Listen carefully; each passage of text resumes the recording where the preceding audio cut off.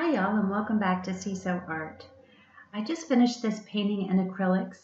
If you'd like to see how I did it, please follow along.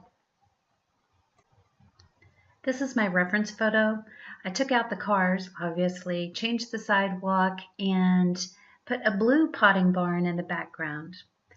Now to block in the stucco of the columns and the wall, I'm using a palette knife and a mixture of gesso with yellow ochre, burnt umber, and ultramarine blue, and leaving the color not mixed well so that it makes those, splotchy marks.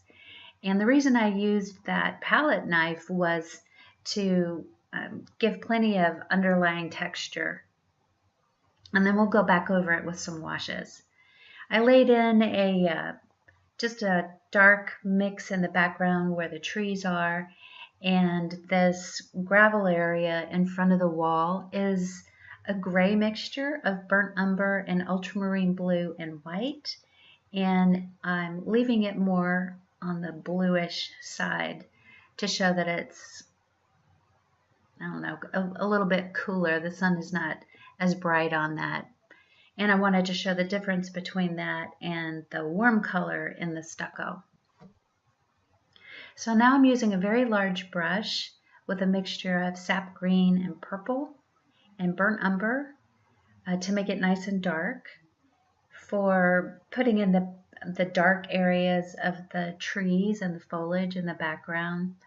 And when you're working with acrylics like this, for me anyway, I need the darks to be able to show the light areas of the lighter colored leaves.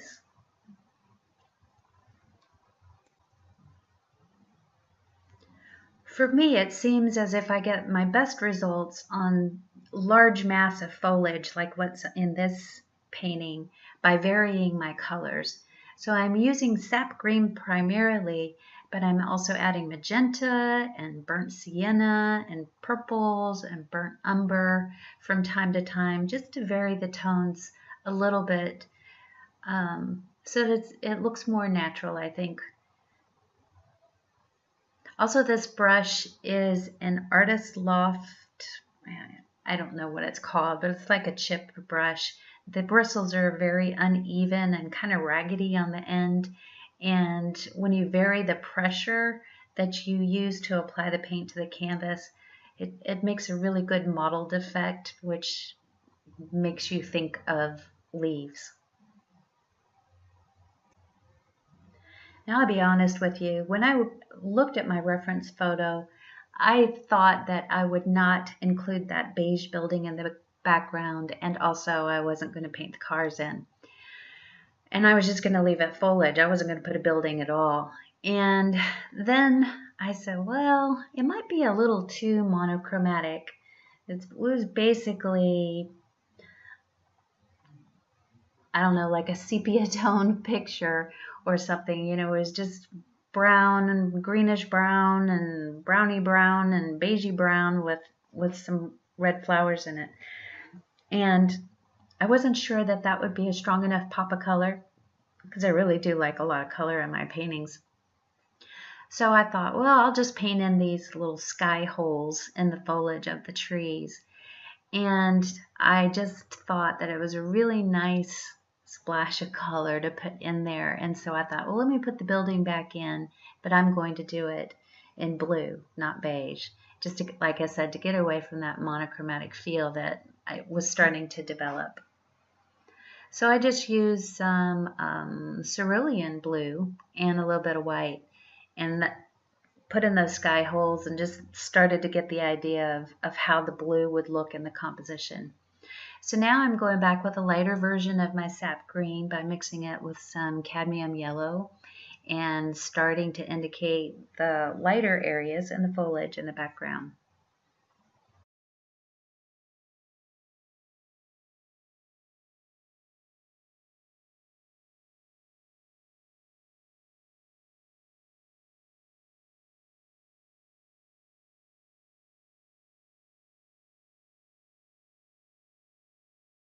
I'm just using the very tip of the bristles on the brush and very lightly just tap, tap, tap, tap on the foliage.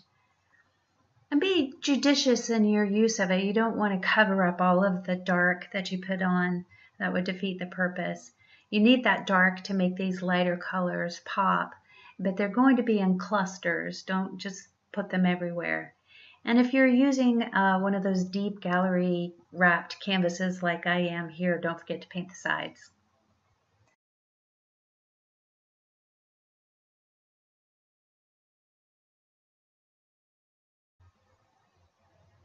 We're going to use this same exact process for the foliage of our bougainvillea.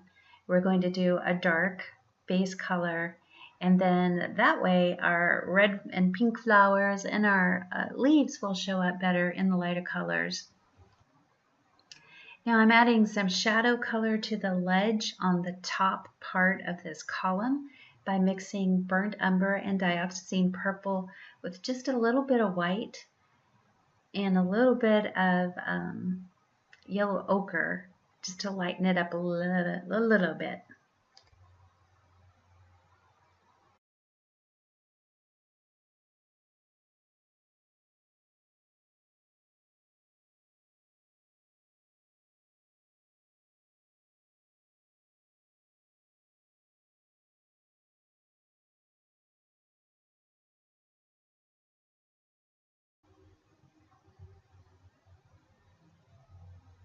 So I just wiped off my brush with a paper towel to get the excess paint off, and then softening this dab of paint to bring that shadow out a little more.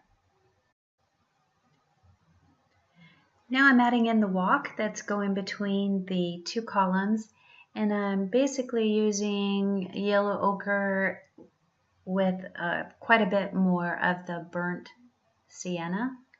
And that's just to warm it up, this area, because otherwise you've got this big long triangle of all kind of a cool gray, purplish gray, and I wanted to warm it up, imagining that perhaps the sun is shining through that area. I don't know, but I just know that it adds a little more interest to the piece by having the contrast of the cool colors and the warm colors.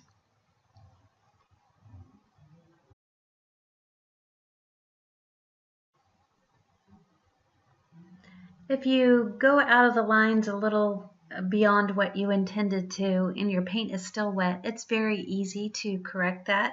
Take a different, stiffer brush that's clean and use clean water and just wipe along that area like this, and you can sharpen it right up.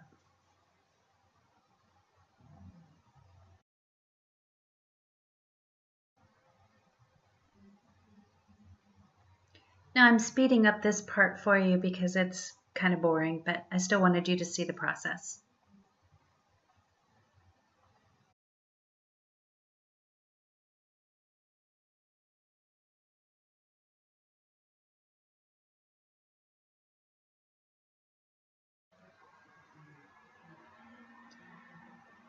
Now this area, I'm assuming I couldn't really tell, but in the reference photo, it kind of looked like it was a paved area. And I'd like mine to look a little more rustic. So when I'm done with this area and it's dry, then I'll splatter on a light color and then dark color to make it look more like gravel and have some texture to it, because there's not a lot going on here in this painting in this area. It's just a big triangle. So I think if we add a little texture to it, it'll add some detail with what will look like pebbles. That will make it a little more interesting and fit in with our composition better.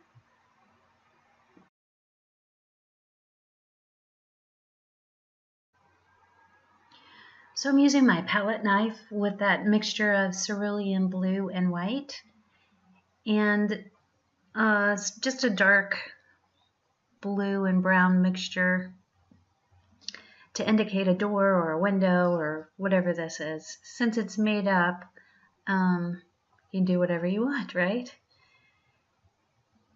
I'm thinking it's a window. The reason I'm using my palette knife is I think it will help me to make the indication of siding without having to work too hard at it with a brush. So try it, you might like it. I've gotten to where I really enjoy working with a palette knife. It just gives you a different kind of texture and a different way to apply the paint that looks differently than a brush, especially if you want something that's got a little bit of streakiness in it. Seems to work well.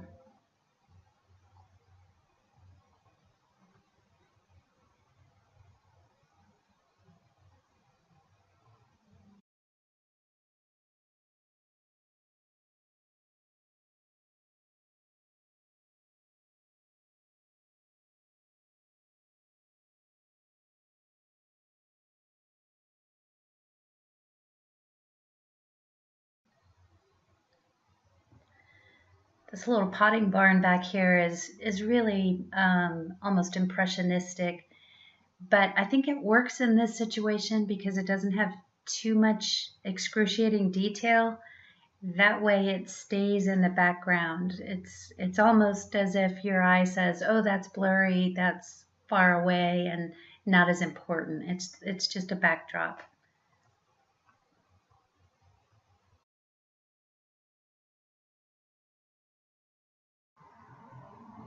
So now we get to do the fun part of this painting, and that is to work on the focal point, which is our bougainvillea plants. I'm working on it in the same manner that I did the background, which is to establish your darks as your blocked in underlayer. And instead of using dioxazine purple to darken my green like I did in the background, instead I'm going to use cadmium red medium to darken and warm up the sap green. It also has an added benefit of tying into the colors that we're going to be using for the actual bracts, or which is what is the technical term for what I call the bougainvillea flowers.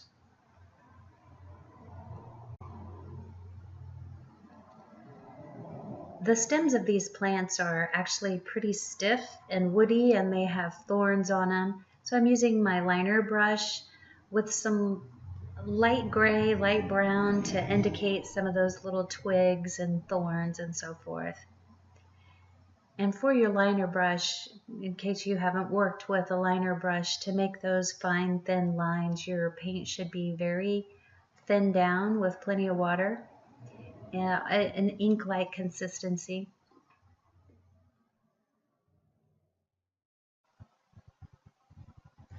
Getting really close now to being done. And you can do this. It's not magic. There's no secret formula. It's really easy. It's just building up your colors. Starting from the darks, going to the lights, adding your highlights, and stepping back from the canvas.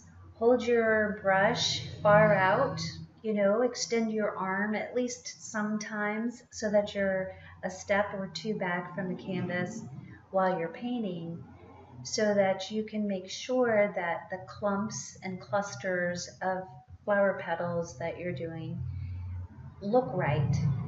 And also, if you're making sure that you're keeping things kind of random, you don't want your flowers to be all lined up in a row or staggered in a very recognizable pattern.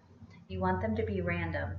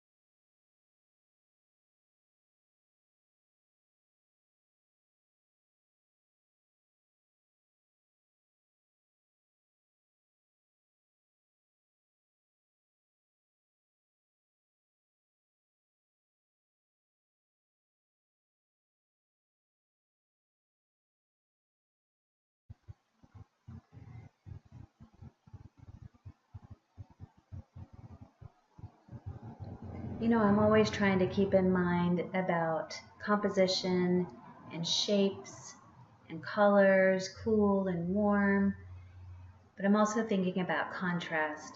And so I thought I wanted there to be some space, or rather I wanted there to be a dark space next to that column. It would really make it pop and bring it forward. So I'm making my little potting barn shorter, cutting off the end. And I'll just indicate this side of the building with a light gray, kind of a streaky gray. Now this is such a small area, I can't use my palette knife for that, so I will have to use a brush. When I paint those lines for the siding on that turned edge of the building, I want to make sure that I kind of slant those indications of the siding down in the same direction that the top of those columns are, and that just gives it some perspective.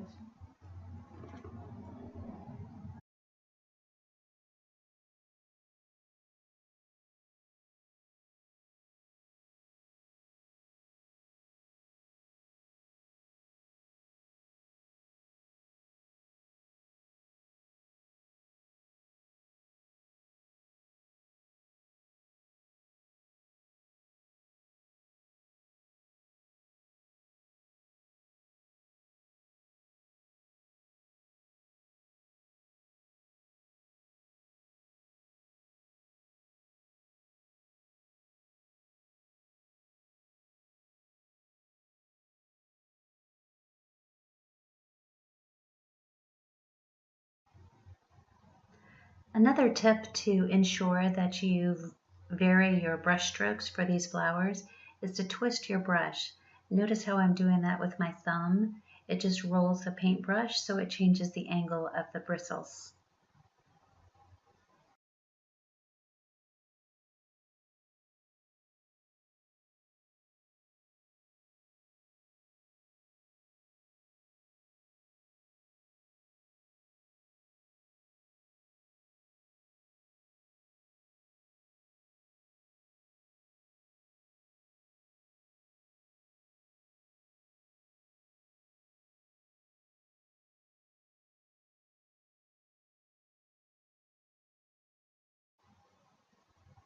Well, here it is, all done. I really enjoyed working on this, and I hope you enjoyed watching the process.